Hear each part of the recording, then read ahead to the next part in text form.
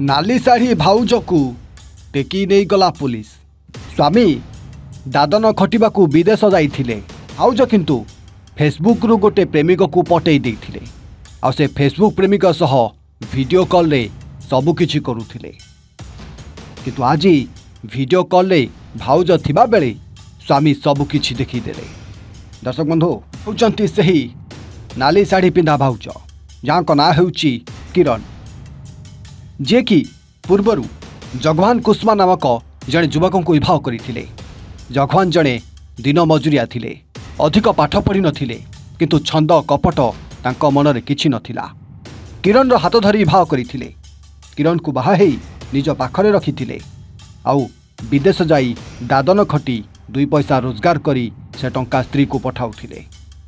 आउ सेही टंका रे एही किरण भाउज मोबाइल रिचार्ज करूथुला, फेसबुक चलाउथुला। फेसबुक चलाउ चलाउ पाखरे ठिया होइतिबा ही शिव कुमार को पाई जाइथिला। ते नजर पकांतु ए प्रेमिक शिव कुमार उपरे, जे कि विवाहिता प्रेमिका किरण नारे हाथ में टाटू करिछि। आउ किरण रो स्वामी थाउ थाउ जानिथिया मध्य किरण को भल पाई बसिछि। दर्शक बंधु स्वामी विदेश रे रहुतुला, झाड़ बुहाई टंका रोजगार करुथुला। पिलांको पाठपढ़ा खर्च हबो, निज परिवार पोषिबो, सेथिपाई दिन राति 24 घंटा दादन खटुथुला। आ एपटे स्त्री किंतु मुहरे फेर लवली लगाई प्रेमिक सहित प्रेम करिबार लागिथिला। दर्शक बंधु दिनकर कथा, हठात स्वामी विदेश गाँ को चली आसीथिला। गाँ रे आसी अनेक दिन धरी रहिबा आरंभ करिथिला, कारण स्वामी अनेक दिन छुट्टी देई घर को आसीथिला।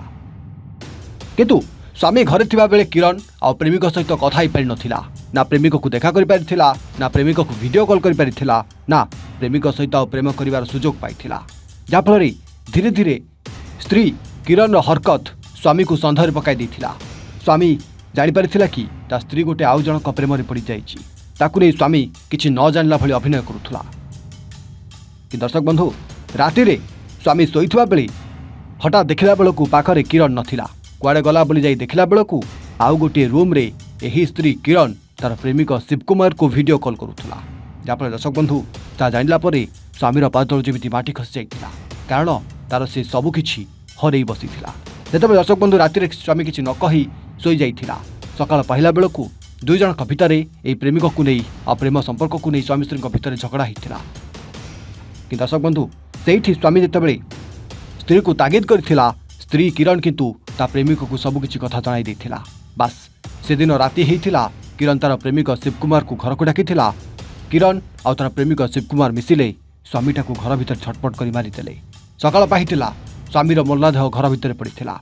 साई पड़िसा लोक जमा होइतिले।